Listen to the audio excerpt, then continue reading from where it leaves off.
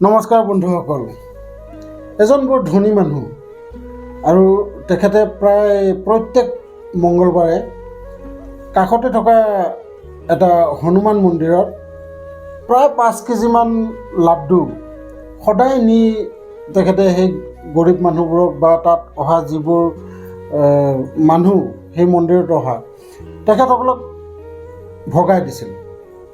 আৰু এই কামটো তেখেতে প্ৰায় বহু বছৰ ধৰি কৰি আহিছিল। কিন্তু এই কামটো কৰি কৰি তেখেতৰ এটা মনৰ ভিতৰত অহংকাৰৰ জাগি উঠিছিল। আৰু অহংকাৰটো এনেকুৱা যে চোৱা, মোৰ কাৰণে কিমান মানুহে মোক ৰখি থাকে, তাতে মই কিমান ডাঙৰ দান কৰি আছোঁ, এনেকুৱা মনত এটা অহংকাৰ ভাৱ উপজিছিল। আৰু এই অহংকাৰ ভাৱটোৱে তেখেতক এদিন এনেকুৱা অপমান দিছিল। সেই কথাটোৱে এই ভিডিঅ'টোত আমি গম পাম। আপোনালোকে চাই আশা কৰোঁ ভাল পাব। ভিডিঅ'টো শেষলৈকে চাই যাওক।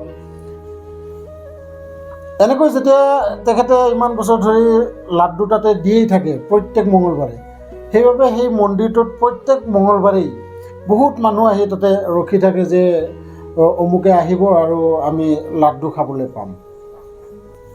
আৰু এদিন সেই মানুহজনে ভাবিলে যে নিজৰ সৰু ল'ৰা এটা আছিলে, সেই ল'ৰাটোক তেখেতে সেই মন্দিৰলৈ লৈ যায়।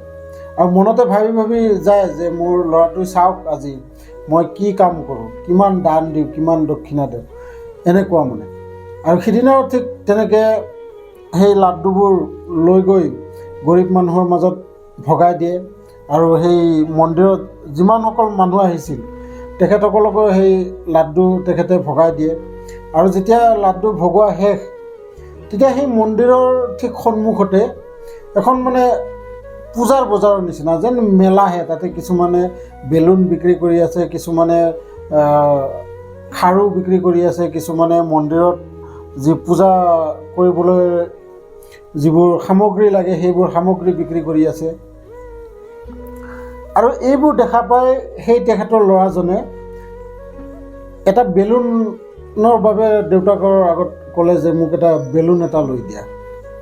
তেনেতে সেই দেউতাকে ক'লে যে এই বেলুন চেলুন ল'ব লগা নাই, চিধা ঘৰলৈ গ'ল। আৰু তেনেকৈ কোৱাত ল'ৰাজনে নামানিলে যে মোক বেলুন এটা লাগিবই। আৰু তেনেকৈ কোৱাত দেউতাকে হাতত ধৰিবলৈ টানিব ধৰিলে। লাহে লাহে পৰিস্থিতি গৰম হৈ গ'ল। দেউতাকৰ মনৰ ভিতৰত ইমান খং উঠিল, ইমান কি কৰিব যে ল'ৰাটোক দুথাপৰ মাৰিও দিলে। তথাপি সেই ল'ৰাজনে তাৰ যি জেদ, সেই জেদটো সি এৰাই নিদিলে। আৰু সি কৈয়ে থাকিলে যে মোক বেলুন এটা লাগে, মোক বেলুন এটা লাগে। আৰু তেতিয়া সেই সন্মুখত যিজনে বেলুন বিক্ৰী কৰি আছিল সেই মানুহজনে আহি সেই সৰু ল'ৰাটোক বেলুন এটা দি থয়। আৰু দিয়াৰ পিছত দেউতাকে সেই মানুহজনক উল্টা গালিহে পাৰিলে, বোলে আপোনাক কোনে কৈছে বেলুন দিবলৈ, এইবোৰ বাহানা কৰি মোৰ পৰা পইচা নিবলৈ আহিছ, হেন তেন বহুত কিবা কিবি কৈ দিলে।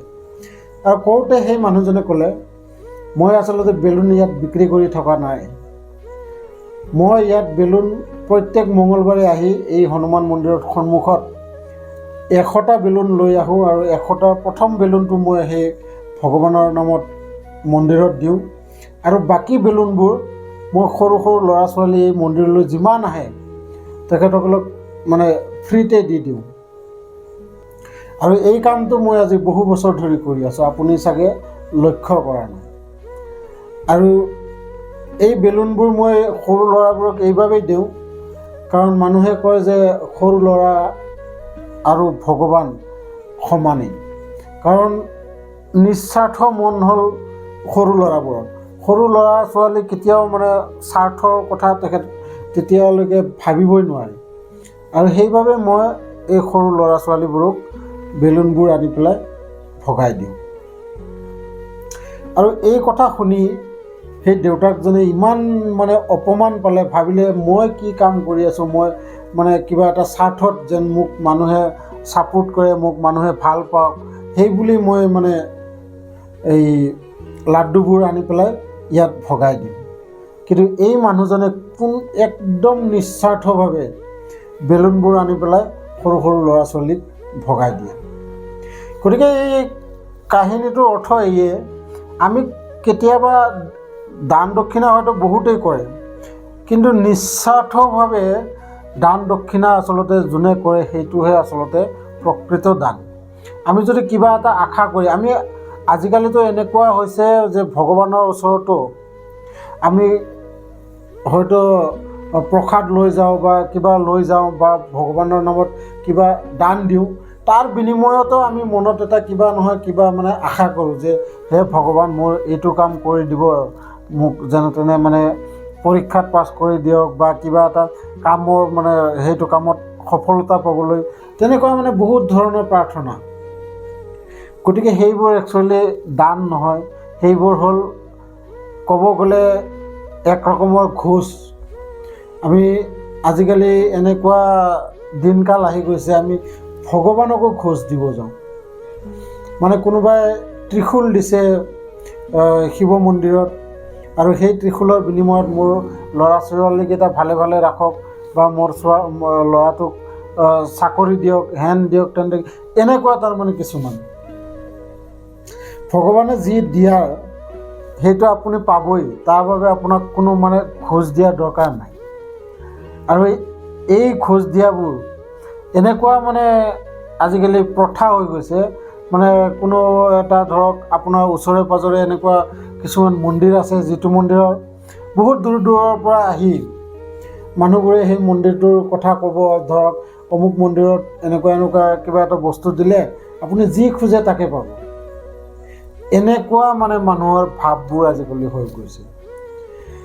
যিয়ে নহওক, ভিডিঅ'টো চাই যদি ভাল লাগিছে লাইক এটা কৰি দিব, আৰু লগতে চেনেলটোত যদি নতুনকৈ আহিছে তেতিয়াহ'লে চেনেলটো ছাবস্ক্ৰাইব কৰি ল'ব, কাৰণ মই এনেকুৱা ভিডিঅ' আপোনালোকৰ বাবে আনিয়ে থাকোঁ। লগ পাম এনেকুৱা এটা ইণ্টাৰেষ্টিং ভিডিঅ' লৈ নেক্সট ভিডিঅ'ত। তেতিয়ালৈকে ধন্যবাদ।